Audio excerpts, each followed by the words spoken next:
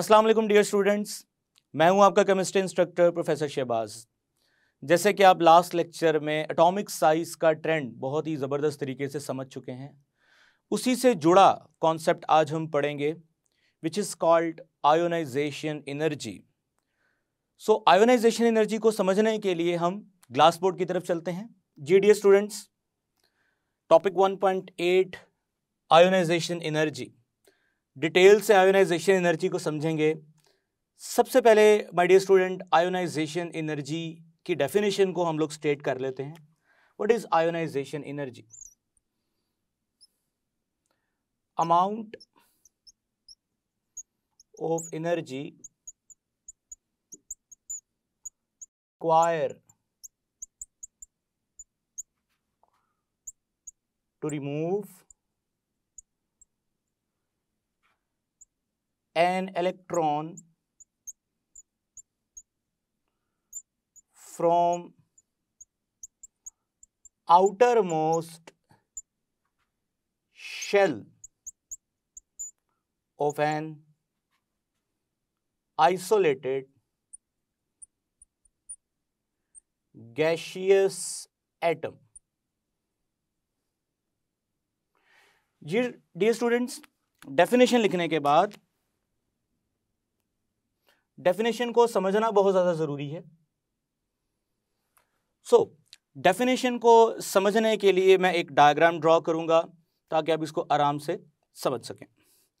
Let's say मेरे पास ये एक न्यूक्लियस है और इस एटम के ये बाहर वाला शेल है और इस बाहर वाले शेल में ये इलेक्ट्रॉन है। डेफिनेटली न्यूक्लियस इस इलेक्ट्रॉन को अपनी तरफ होल्ड कर रहा है, अपनी तरफ अट्रैक्ट कर रहा है, प्लस माइनस को अट्रैक्ट करेगा। अब अगर मुझे इस इलेक्ट्रॉन को रिमूव करवाना है तो इस इलेक्ट्रॉन को रिमूव करवाने के लिए मुझे एनर्जी प्रोवाइड करना पड़ेगी। अब जो एनर्जी प्रोवाइड करना पड़ेगी, वो जो अमाउंट ऑफ एनर्जी है, उस अमाउंट ऑफ एनर्जी को आयोनाइजेशन एनर्जी का नाम देते हैं। जी डी स्टूडेंट, यहाँ पे एक चीज समझना बहुत ज्यादा जरूरी है। आइसोलेटेड गैसियस एटम से क्या मुराद है? डियर स्टूडेंट्स, आपके सामने एक मैं डायग्राम बनाता हूं। लेट्स से मेरे पास सोडियम मेटल है। अगर मैं सोडियम मेटल की बात करूं तो ये सोडियम मेटल के मेटालिक लेटिक्स यानी क्रिस्टल लेटिक्स भी बोलते हैं। चैप्टर नंबर 4 फर्स्ट ईयर में आप पढ़ के आए हैं। आसान अल्फाज में बोलूं तो ये मेटल के एटम्स हैं जो अरेंज हैं। अब ये सारे के सारे मेटल जब इकट्ठे हैं तो डेफिनेटली ये मेटल एग्जिस्ट करेगी in the form of solid state. अब अगर इन सॉलिड स्टेट्स में से एटम्स को अलग करवा दिया जाए, ब्रेक करवा दिया जाए, आइसोलेट करवा दिया जाए, definitely in group of atoms में से आइसोलेशन करवाने के लिए, आइसोलेशन ऑफ एटम्स करवाने के लिए, यानी एटम्स को आइसोलेट करवाने के लिए हमें एनर्जी प्रोवाइड करना पड़ेगी। अब वो एनर्जी जो एटम को आइसोलेट करवाने के लिए प्रोवाइड करना पड़ती है, उसे एनर्जी ऑफ एटोमाइजेशन का नाम भी देंगे। Energy of atomization. Energy of atomization के बाद क्या होगा? ये तमाम एटम्स सेपरेट हो जाएंगे। अब सेपरेट होने के बाद एक इंडिविजुअल एटम को, डेफिनेटली ये रेफरेंस में सोडियम मेटल की बात हो रही थी। अब ये सोडियम सॉलिड था। आफ्टर आइसोलेशन हमारे पास ये सोडियम का जो एक एटम अलग हो चुका है। Now this isolated, this separated atom is called gaseous atom. This isolated form of atom is called gaseous atom. जी डियर स्टूडेंट, सबसे पहले आयोनाइजेशन एनर्जी के लिए ज़रूरी है कि जिस भी मॉलिक्यूल की या एलिमेंट की आप आयोनाइजेशन एनर्जी फाइंड आउट करना चाहते हैं, वो गैशियस स्टेट में एग्जिस्ट करे, ना कि अपनी ओरिजिनल फिजिकल स्टेट में एग्जिस्ट करे। लाइक सोडियम है तो वो सॉलिड में एग्जिस्ट ना करे, गैशियस फॉर्म में एग्जिस्ट करे। Dear student, first year chapter number 7 born-Haber cycle में आप ये चीज डिस्कस करके आए हैं कि सॉलिड सोडियम को गैशियस सोडियम में कन्वर्ट करने के लिए 108 किलो जाउल पर मोल एनर्जी रिक्वायर्ड होती है।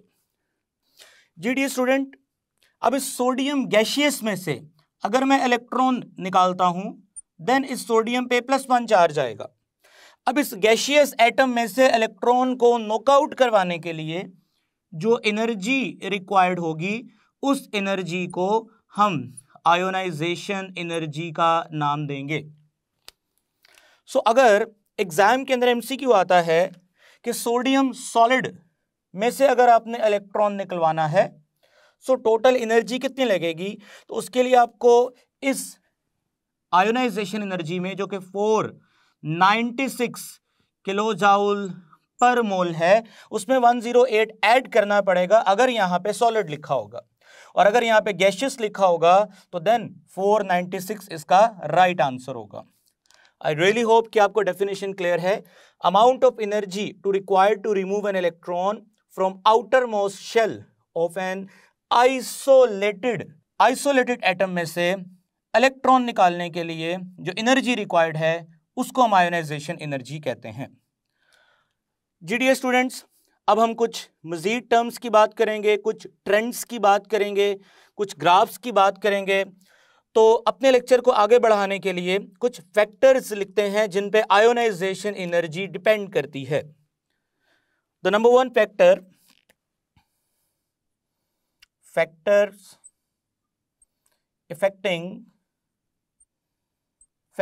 affecting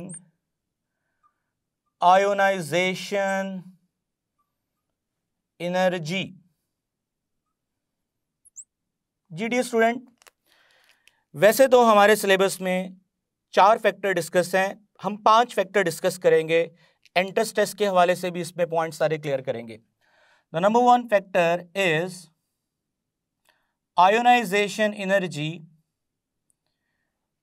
affects with the size of an atom, and they have inverse relation with size of atom। Dear student, इसके बारे में हम बात करेंगे, पहले हम फैक्टर्स को मेंशन कर लें। साइज और आयोनाइजेशन एनर्जी में इनवर्स रिलेशन है। The second factor, ionization energy directly proportional है nuclear charge. The third point is ionization energy inversely related with shielding effect.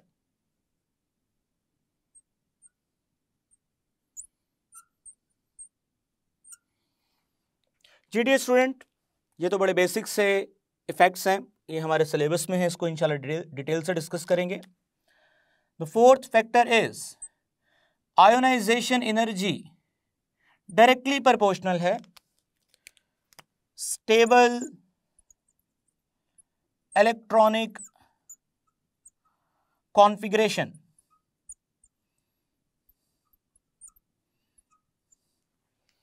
Ji, fifth one is ionization energy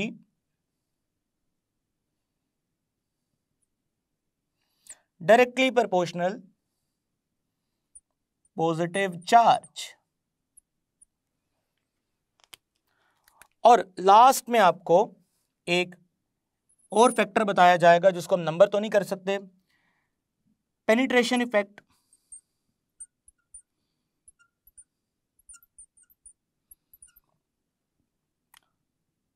of orbitals. और इस penetration effect का ionisation energy से क्या ताल्लुक है। इन factors के साथ साथ पीरियोडिक टेबल में top to bottom in a group left to right in a period, इनके ट्रेंड्स भी डिस्कस किए जाएंगे। सो डियर स्टूडेंट, सबसे पहले हम साइज ऑफ एन एटम के फैक्टर को डिस्कस करते हैं। इस फैक्टर के साथ साथ ये दोनों फैक्टर्स भी ऑटोमेटिकली डिस्कस हो जाएंगे। सो डियर स्टूडेंट, अगर इन तीनों फैक्टर्स को सम अप किया जाए तो ये एक साथ समझ आ सकते हैं। फॉर एग्जाम्पल, अगर मैं बात करता हूं, जितना ज्यादा न्यूक्लियस का चार्ज स्ट्रांग होगा साइज उतना छोटा होगा, यह बात हम पढ़ चुके हैं। जितनी ज्यादा शील्डिंग इफेक्ट होगी, रिपल्शन अमंग इलेक्ट्रॉन्स, इंटरवीविंग इलेक्ट्रॉन्स जितने ज्यादा होंगे, साइज उतना बड़ा होगा। सो साइज का अगर आयोनाइजेशन एनर्जी से रिलेशन पता चल जाए और साइज का शील्डिंग इफेक्ट और जेफ के साथ हमें रिलेशन ऑलरेडी पता है, तो इस तरह आयोनाइजेशन एनर्जी, शील्डिंग इफेक्ट और जेफ के साथ रिलेशन ऑटोमेटिकली बन जाएगा। So dear student, it is very clear from the above diagram, अगर किसी एटम का साइज बढ़ेगा, लेट्स से अगर मैं इस एटम की इमेजिनरी बाउंड्री को इंक्रीज कर देता हूं, तो अगर इमेजिनरी बाउंड्री जो मैं इंक्रीज कर देता हूं, इलेक्ट्रॉन न्यूक्लियस से दूर जाएगा। जैसे जैसे इलेक्ट्रॉन न्यूक्लियस से दूर जाएगा उसके लिए निकलना आसान होगा, यानी कि कम एनर्जी देनी पड़ेगी इलेक्ट्रॉन को निकालने के लिए। जैसे जैसे एटम का साइज छोटा होगा, इलेक्ट्रॉन न्यूक्लियस के करीब आएगा।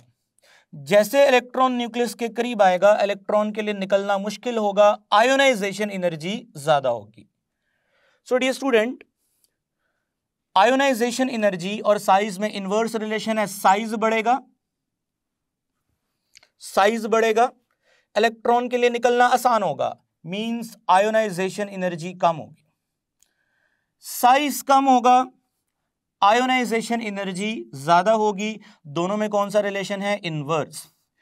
इट्स मीन डियर स्टूडेंट्स, अगर हम यहां लिखें आयोनाइजेशन एनर्जी इनवर्सली रिलेटेड है साइज ऑफ एटम। अब डियर स्टूडेंट, आप लोग जानते हैं न्यूक्लियर चार्ज का साइज के साथ क्या रिलेशन है। न्यूक्लियर चार्ज यानी इफेक्टिव न्यूक्लियर चार्ज अगर ज्यादा होगा, एटम का साइज छोटा होगा। So we can say that nuclear charge अगर ज्यादा है, जिसे हम जेफ का नाम भी दे चुके हैं, तो न्यूक्लियर चार्ज के ज्यादा होने से एटम का साइज छोटा होगा, और अगर एटम का साइज छोटा होगा तो आयोनाइजेशन एनर्जी में इजाफा होगा। तो इस तरह आयोनाइजेशन एनर्जी और न्यूक्लियर चार्ज में डायरेक्ट रिलेशन है। सो डियर स्टूडेंट, अब हम शील्डिंग इफेक्ट पे बात करते हैं। जितना ज्यादा न्यूक्लियस और इन इलेक्ट्रॉन्स के दरमियान में इंटरवीविंग इलेक्ट्रॉन्स आएंगे, रिपल्शन उतनी ज्यादा होगी। जितनी ज्यादा रिपल्शन होगी, साइज उतना बढ़ जाएगा। इट्स मीन शील्डिंग इफेक्ट बढ़ेगा, साइज बढ़ेगा। So we can say that shielding effect और साइज ऑफ एन एटम के अंदर डायरेक्ट रिलेशन है।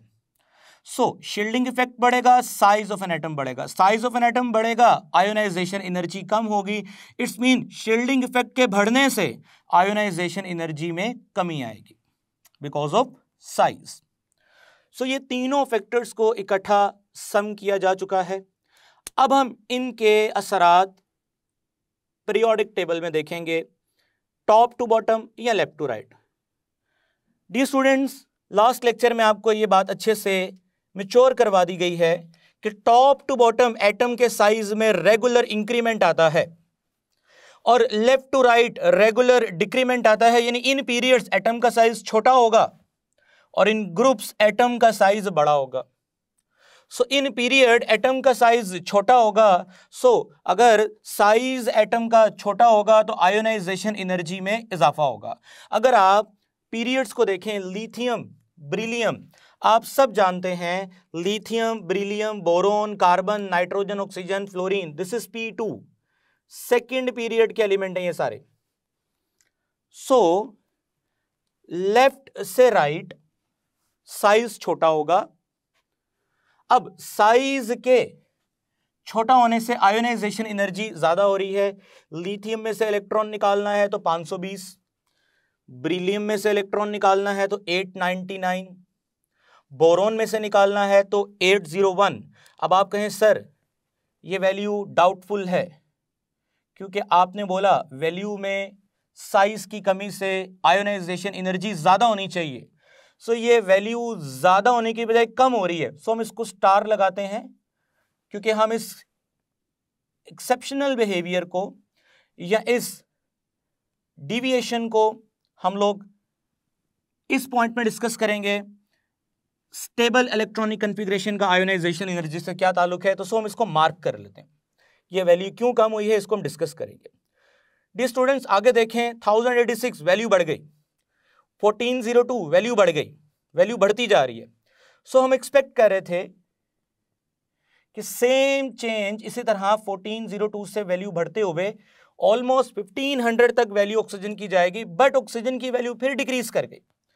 सो ट्रेंड से हट के बात देखी जा रही है कि वैल्यू बढ़ने की बजाय कम हो रही है कुछ जगहों पे। अगर फ्लोरीन की बात करते हैं तो वैल्यू फिर से बढ़ गई। So it's mean general trend यही है कि लेफ्ट टू राइट साइज के छोटा होने से आयोनाइजेशन एनर्जी में इजाफा देखा जा रहा है। कुछ एक्सेप्शंस हैं वो हम डिस्कस करेंगे। सेम ट्रेंड अगर P3 में देखा जाए, what is P3? Third period. Dear student again period के अंदर साइज छोटा होगा, वैल्यू में इजाफा है 496, वैल्यू बढ़ के 738 हो गई। सेम इसी तरह वैल्यू बढ़नी चाहिए, लेकिन हम नोटिस करते हैं कि सेम उसी जगह पे जिस जगह पे पहले ट्रेंड चेंज हुआ था, अचानक वहां पे दोबारा ट्रेंड चेंज हो गया। हम उसको डिस्कस करेंगे। कार्बन या सिलिकॉन वैल्यू बढ़ गई, जो कि नॉर्मल ट्रेंड यही है। फास्फोरस की वैल्यू फिर बढ़ गई, नॉर्मल ट्रेंड है। सल्फर की वैल्यू हम एक्सपेक्ट कर रहे थे 1000 से ज्यादा होगी, बट वो 1012 से कम है, यानी सल्फर की वैल्यू फास्फोरस से कम है। इट मींस ये भी बात ट्रेंड से डिविएट कर चुकी है, वैल्यू बढ़ने की बजाय कम हो गई है। और अगर आखिर में बात करें तो वैल्यू फिर अपनी नॉर्मल पोजीशन में आ चुकी है।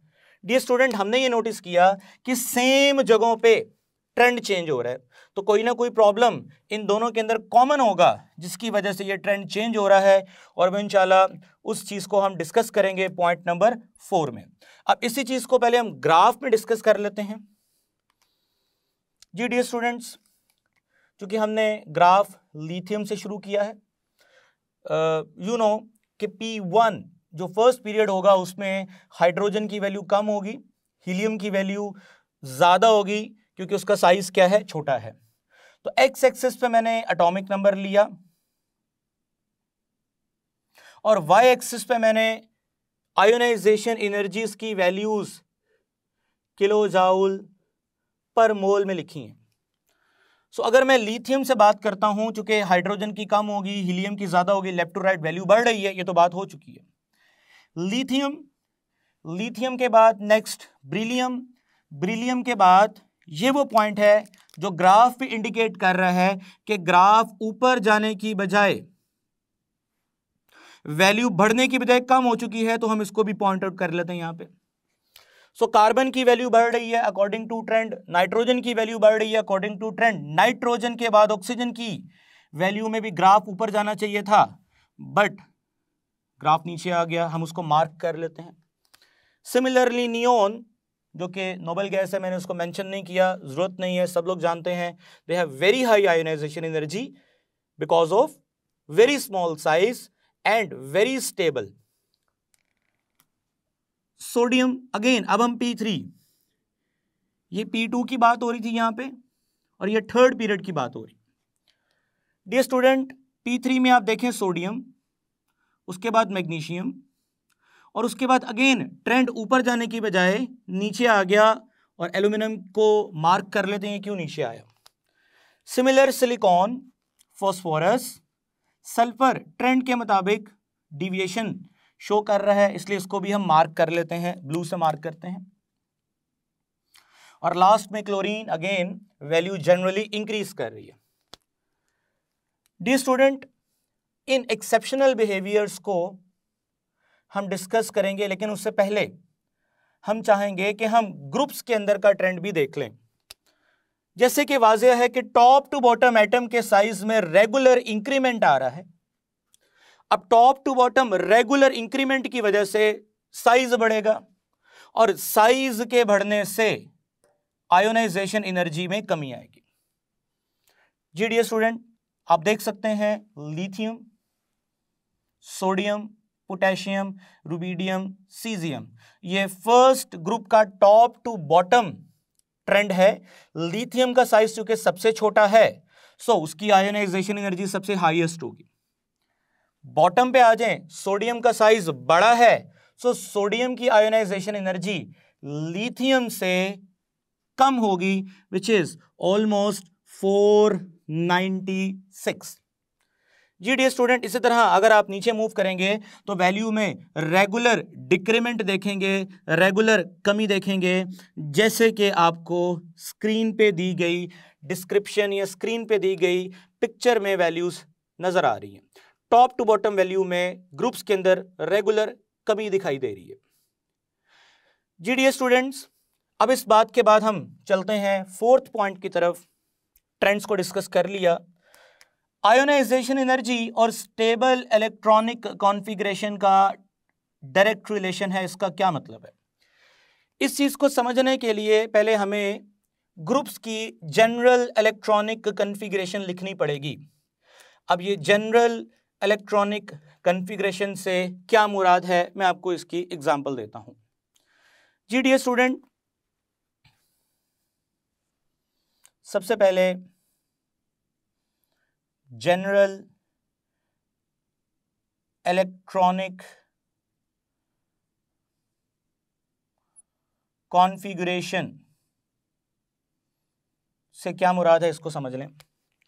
अगर मैं बात करता हूं लिथियम, तो डियर स्टूडेंट, लिथियम के पास 3 इलेक्ट्रॉन हैं, 1s2, 2s1। अगर मैं बात करता हूं सोडियम, डियर स्टूडेंट, सोडियम के पास 11 इलेक्ट्रॉन हैं, 1s2, 2s2, 2p6, 3s1। जी डियर स्टूडेंट, अगर मैं पोटेशियम की बात करता हूं, they have 19 electron, 1s2, 2s2, 2p6, 3s2, 3p6, 4s1। अगर हम नोटिस करें तो इन तमाम एलिमेंट्स के आउटर मोस्ट शेल में एक एक इलेक्ट्रॉन आ रहा है, जो कि इनका ग्रुप नंबर भी है। लास्ट इलेक्ट्रॉन s में आ रहा है, जो कि इनका ब्लॉक है। अगर हम नोटिस करते हैं, चूंकि इसका ताल्लुक सेकंड पीरियड से है, सो इसके टोटल 2 शेल हैं। सोडियम का ताल्लुक तीसरे पीरियड से है, तो इसके 3 शेल हैं। पोटेशियम का ताल्लुक चौथे पीरियड से है, जो कि मैंने यहां ड्रॉ नहीं किया, सो इसके 4 शेल हैं। अगर आप नोटिस करें तो इन तमाम एलिमेंट्स के लास्ट में s1 आ रहा है, बस इतना फर्क है, इसके साथ 2 आ रहा है, इसके साथ 3 आ रहा है, इसके साथ 4 आ रहा है। अगर आप लिथियम, सोडियम, पोटेशियम के बाद रुबिडियम की इलेक्ट्रॉनिक कॉन्फ़िगरेशन करेंगे, तो आई एम श्योर आप जब इसको करेंगे तो आपको लास्ट में सारी कॉन्फ़िगरेशन के बाद 5s1 मिलेगा, उसके बाद आपको 6s1 मिलेगा। सो हम कह सकते हैं इस पूरे ग्रुप की जनरल इलेक्ट्रॉनिक कॉन्फ़िगरेशन है ns1। n स्टैंड फॉर 2 भी हो सकता है, 3 भी हो सकता है, 4 भी हो सकता है, 5 भी हो सकता है, depends upon number of period. So ये फर्स्ट ग्रुप की जनरल इलेक्ट्रॉनिक कॉन्फ़िगरेशन है। जी डियर स्टूडेंट, अगर मैं सेकंड ग्रुप की जनरल कॉन्फ़िगरेशन लिखूं, विच इज ns2। जी स्टूडेंट्स, अगर मैं थर्ड ग्रुप की जनरल कॉन्फ़िगरेशन लिखूं, तो दिस इज ns2 np1। यानी अगर आप बोरोन की इलेक्ट्रॉनिक कॉन्फ़िगरेशन करें, एल्यूमिनियम की करें, तो लास्ट में ns2 np1 आएगा।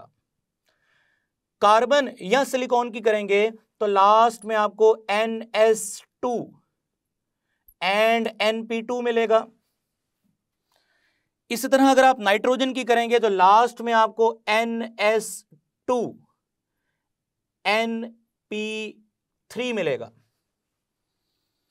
सिमिलर इसी तरह अगर आप ऑक्सीजन की करेंगे तो लास्ट में आपको NS2 NP4 मिलेगा।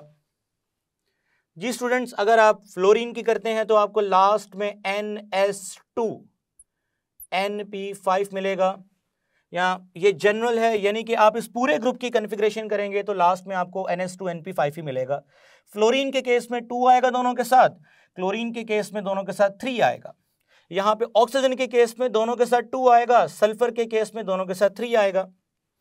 सो ये मैंने इन तमाम ग्रुप्स की जनरल कॉन्फ़िगरेशन लिख दी। अब आगे चलते हैं, ये स्टेबल इलेक्ट्रॉनिक कॉन्फ़िगरेशंस क्या होती हैं। डी स्टूडेंट्स, याद रखिएगा 3 तरह की कॉन्फ़िगरेशंस आप लोग देखोगे, फुलफिल्ड,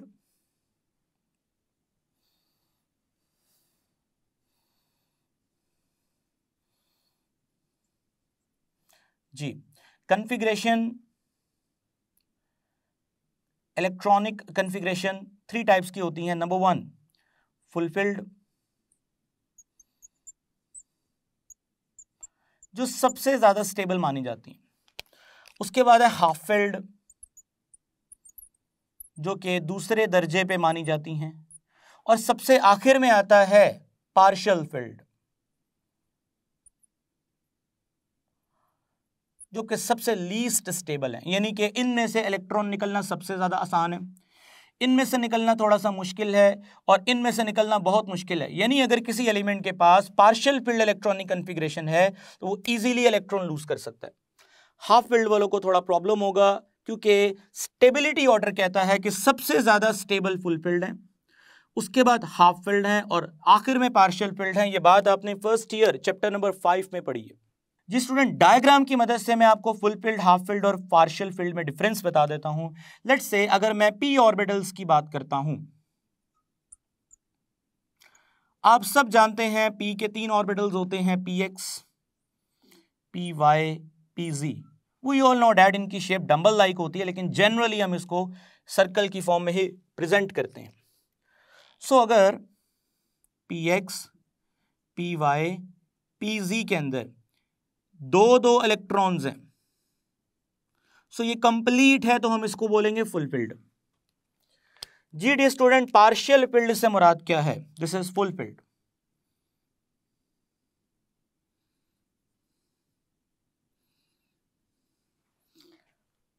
हाँ, फुल फील्ड के बाद हम हाफ फील्ड को पहले देखते हैं। हाफ फील्ड से मुराद क्या है? इसी तरह अगर इन 3 ऑर्बिटल्स में सब में एक एक इलेक्ट्रॉन है, सो डियर स्टूडेंट ये हाफ फील्ड है।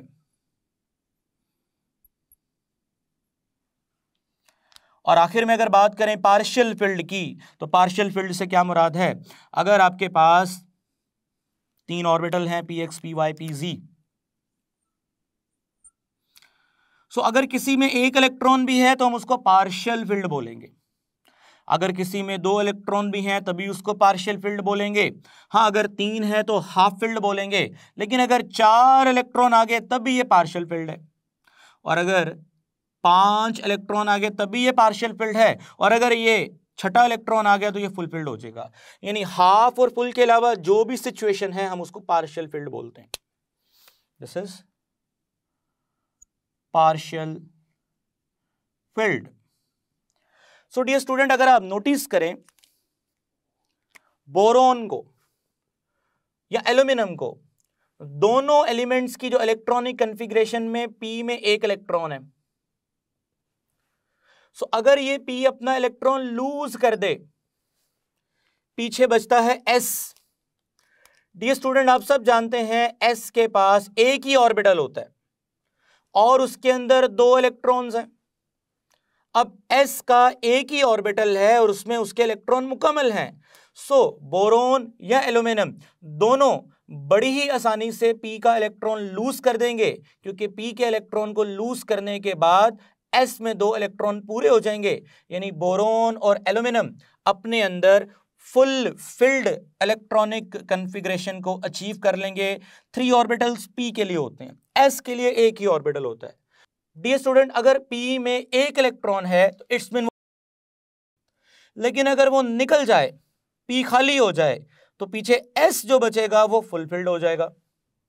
यानी कि बोरोन p में से इलेक्ट्रॉन लूज करने के बाद अपनी बाकी बची हुई इलेक्ट्रॉनिक कन्फिग्रेशन को फुलफिल्ड कर लेगा। सो वो पार्शियल फिल्ड से फुल फिल्ड आ जाएगा, स्टेबल हो जाएगा, यानी इजीली वो इलेक्ट्रॉन लूज कर देगा। सो अगर स्टेबल इलेक्ट्रॉनिक कन्फिग्रेशन होगी तो आयोनाइजेशन एनर्जी ज्यादा होगी, और अगर लेस स्टेबल इलेक्ट्रॉनिक कन्फिग्रेशन होगी, जैसे कि ये very less stable electronic configuration है, तो आयोनाइजेशन एनर्जी भी कम होगी। So dear student, same statement aluminium के लिए है, क्योंकि एल्यूमिनियम के भी इलेक्ट्रॉनिक कन्फिग्रेशन ऐसी ही होगी, बस फर्क ये होगा यहाँ 3 आएगा और यहाँ पर भी 3 आएगा। सो एल्यूमिनियम भी रेडिली अपना पहला इलेक्ट्रॉन लूज कर देगा, क्योंकि उसके बाद वो पार्शियल फील्ड से फुल फील्ड में आ जाएगा। सो दैट्स व्हाई ये जो एलिमेंट्स हैं बोरोन एंड एल्यूमिनियम दोनों ट्रेंड को डिविएट करते हैं, अपनी एनर्जीज को बढ़ाने की बजाय कम रखते हैं, क्योंकि ये रेडिली इलेक्ट्रॉन लूज करना चाहते हैं। इसी तरह अगर बात करते हैं लास्ट एक्सेप्शन की, ऑक्सीजन एंड सल्फर, अगर आप देखें तो this is Np4। Dear student, Np4 का मतलब यह है कि इनके पास जो p ऑर्बिटल है उसके अंदर टोटल 4 इलेक्ट्रॉन्स हैं। 4 इलेक्ट्रॉन्स का मतलब पार्शियल फील्ड, लेकिन जैसे ही ये इलेक्ट्रॉन निकल जाएगा तो ये पार्शियल फील्ड से हाफ फील्ड हो जाएंगे, अनस्टेबल से स्टेबिलिटी की तरफ चले जाएंगे। सो ये ट्रेंड को फॉलो नहीं करेंगे, अपने आप को अनस्टेबल से स्टेबल करने के लिए इलेक्ट्रॉन को जब ये इजीली लूज कर देंगे, सो इजीली इलेक्ट्रॉन को लूज करने की वजह से इनकी आयोनाइजेशन एनर्जी ट्रेंड के मुताबिक बढ़ने की बजाय क्या हो गई, कम हो गई। अगर मैं बात करता हूं नाइट्रोजन की या फॉस्फोरस की, जो कि वैल्यूज इनसे ज्यादा नजर आ रही हैं आपको, तो उसके पीछे रीजन यही है कि P में डियर स्टूडेंट 3 इलेक्ट्रॉन है, यानी P ऑलरेडी हाफ फिल्ड है। अगर आप यहां से इलेक्ट्रॉन निकालने की कोशिश करेंगे तो ये पार्शियल फील्ड की तरफ आएगा, यानी स्टेबल से अनस्टेबल की तरफ आएगा। सो ये स्टेबल से अनस्टेबल कोई भी नहीं आना चाहता, सो ये इलेक्ट्रॉन को मुश्किल से लूज करेगा। सो इनकी वैल्यूज भी ज्यादा हैं। सो इनकी वैल्यूज इनसे ज्यादा होनी चाहिए थी, बट कम है due to their unstable electronic configuration. Stable होंगी तो आयोनाइजेशन एनर्जी ज्यादा, जितनी स्टेबल कम होंगी आयोनाइजेशन एनर्जी भी उतनी कम हो जाएगी। आई रियली होप कि आपको आयोनाइजेशन एनर्जी का जो कॉन्सेप्ट है वो ग्राफ में भी मैंने समझा दिया है, उसके एक्सेप्शनल बिहेवियर्स को भी मैंने डिस्कस कर दिया है। अब यहाँ पे आखिरी 2 बातें रह गई हैं, उसको डिस्कस करना बड़ा जरूरी है। The penetration effect of orbital. Dear student, penetration effect का मतलब है कि कौन सा ऑर्बिटल न्यूक्लियस के कितने ज्यादा करीब है, या कौन से ऑर्बिटल ऐसे हैं जिनमें न्यूक्लियस की अट्रैक्शन ज्यादा होल्ड करती है उनको। सो उसके लिए सबसे ज्यादा पेनिट्रेशन इफेक्ट S का है। उससे अगर कम बात की जाए P का है, फिर D का है, फिर F का है। वो आपको पता है कि S की शेप छोटी होती है, इलेक्ट्रॉन कंडेंस होते हैं। सो न्यूक्लियस S के इलेक्ट्रॉन्स को बड़ा स्ट्रांगली फर्मली अपनी तरफ अट्रैक्ट करता है। सो S में मौजूद इलेक्ट्रॉन्स के लिए निकलना थोड़ा सा मुश्किल है। सिमिलरली इसी तरह अगर बात करें P, तो P के लिए चूंकि उसकी शेप थोड़ी डिफ्यूज होती है, उनमें से इलेक्ट्रॉन्स का निकलना थोड़ा सा आसान होता है। सिमिलरली D की बात करते हैं तो D की शेप और डिफ्यूज होती है, जो कि आपने फर्स्ट ईयर में पढ़ी हैं। सो D की शेप और डिफ्यूज होने की वजह से न्यूक्लियस का डिफ्यूज्ड इलेक्ट्रॉन्स पे होल्ड कम होता है। सो D में रहने वाले इलेक्ट्रॉन्स न्यूक्लियस से दूर होते हैं, उनके लिए निकलना और आसान है। सिमिलरली F के लिए निकलना और ज्यादा आसान है। दिस इज पेनिट्रेशन इफेक्ट, ये भी आपको पता होना चाहिए। डियर स्टूडेंट, आखिरी बात करते हैं, उसके बाद ये हमारा लेक्चर खत्म हो जाएगा। जी डियर स्टूडेंट, आखिरी बात की तरफ चलते हैं। आयोनाइजेशन एनर्जी का ऑक्सीडेशन स्टेट के साथ क्या रिलेशन है, and first and second ionisation energy का क्या कॉन्सेप्ट है। डियर स्टूडेंट, इसके लिए हम एग्जांपल लेंगे मैग्नीशियम की। We know that magnesium have 12 electron. So अगर आप इसकी कॉन्फ़िगरेशन करें 1s2 2s2 2p6 and 3s2। So dear student, इसके बाहर वाले शेल में देखे जाएं तो 2 इलेक्ट्रॉन हैं। अगर ये 2 इलेक्ट्रॉन लूज कर दे तो इसके पास पीछे बचा हुआ जो शेल है उसमें 8 इलेक्ट्रॉन, दूसरे शेल में, ये तो पहला शेल है, दूसरे शेल में 8 इलेक्ट्रॉन पूरे हो सकते हैं। सो मैग्नीशियम क्या करेगा, गैसियस स्टेट में होना चाहिए मैग्नीशियम, इलेक्ट्रॉन को लूज करेगा। सो जब पहला इलेक्ट्रॉन निकलेगा तो उस पहले इलेक्ट्रॉन को निकालने के लिए जो एनर्जी चाहिए उसे हम बोलेंगे फर्स्ट आयोनाइजेशन एनर्जी। अब इस फर्स्ट आयोनाइजेशन एनर्जी की वैल्यू अगर देखी जाए तो this value would be 738 kilojoule per mole. Ji dear student, जैसे कि आप जान चुके हैं कि मैग्नीशियम +1 की अगर इलेक्ट्रॉनिक कॉन्फ़िगरेशन की जाए तो ये बनेगी 1s2 2s2 and 2p6 3s1। Ji dear student, अभी भी बाहर वाले शेल में एक इलेक्ट्रॉन बाकी है, अगर वो निकाला जाए तो ये स्टेबिलिटी अचीव कर लेगा, यानी अपने 8 इलेक्ट्रॉन पूरे कर लेगा, जो कि नोबेल गैसेस के इलेक्ट्रॉनिक कॉन्फ़िगरेशन है, फुलफिल्ड है, यानी P और S फुलफिल्ड है। सो अगर इस S को रिमूव किया जाए, यानी इस S के इलेक्ट्रॉन को रिमूव किया जाए, सो डियर स्टूडेंट ये सेकेंड इलेक्ट्रॉन निकालने के लिए, यानी मैग्नीशियम +1 में से मजीद एक इलेक्ट्रॉन निकाला जाएगा तो मैग्नीशियम +2 चार्ज आएगा। सो ये सेकेंड इलेक्ट्रॉन निकालने के लिए जो एनर्जी लगेगी वो पहले से ज्यादा होगी, और this is second ionization energy, and the second ionization energy would be 1145 kilojoule per mole। सब लोग जानते हैं, प्रीवियस लेक्चर में आप पढ़ के आए हैं, जब एक न्यूट्रल एटम इलेक्ट्रॉन को लूज करता है तो साइज रिड्यूस हो जाता है। सो मैग्नीशियम +1 का साइज छोटा है मैग्नीशियम से, सो दैट्स वाई पहला इलेक्ट्रॉन निकालना आसान था, साइज बड़ा था। उसके बाद साइज रिड्यूस हो गया, दूसरा इलेक्ट्रॉन निकालना मुश्किल है।